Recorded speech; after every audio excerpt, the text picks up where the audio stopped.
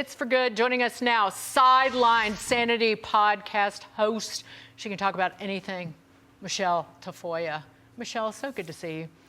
Hi, congrats on the new show, you two. Thank you, lady.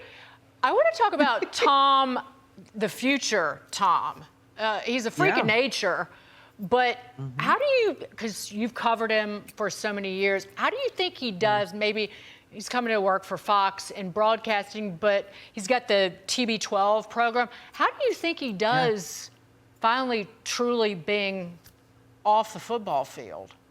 Just being Tom Brady. It's the biggest adjustment these athletes make. It is really difficult. And you see mixed results, but Tom's kind of got his already partially mapped out, right? He's got the Fox contract.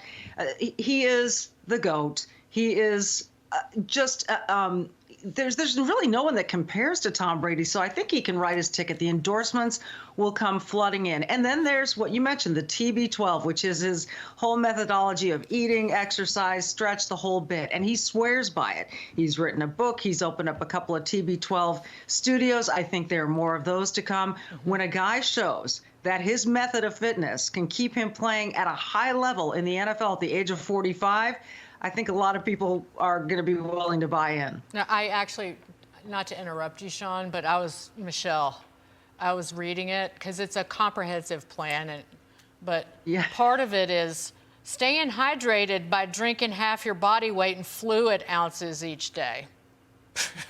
Well, so what that means is if you weigh 100 pounds, then you drink 50 ounces of water a day. If you weigh 150 pounds, you drink 75 ounces. But still. Is that too much for you, Dagan? You can't do TV, Tafoya, drinking that much fluid. You're going to be running the restroom on breaks. No doubt about that. Thank you. You got to time it. Yeah, you got to time it. So I was going to ask you a question on this, but I'm not going to. No, you can't. No, I'm going to go to another story for her. So because Reddit's losing its mind over a mom who wants her adult daughter to pay part of the rent.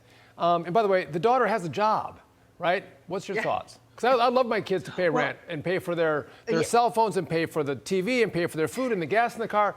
What do you think about this?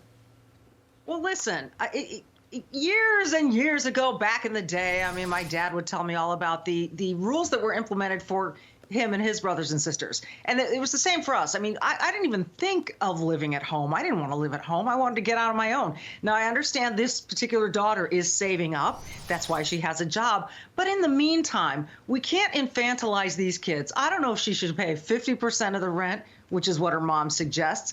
But there's got to be a little bit of give, right? I mean, if you're using all the utilities, you're staying in the room, you are doing all your laundry there, all the rest, eating the food that your mom is buying, there should be some give and take. And I think that kids these days are getting it a little bit easy. They get to move back home and just hang out. I don't want that for my kids, and I wouldn't allow it for my kids. And if they work, they go buy new clothes, go to fine dinners. I mean, they lead the life because they don't have any living expenses, and I don't think we're teaching our kids actually responsibility.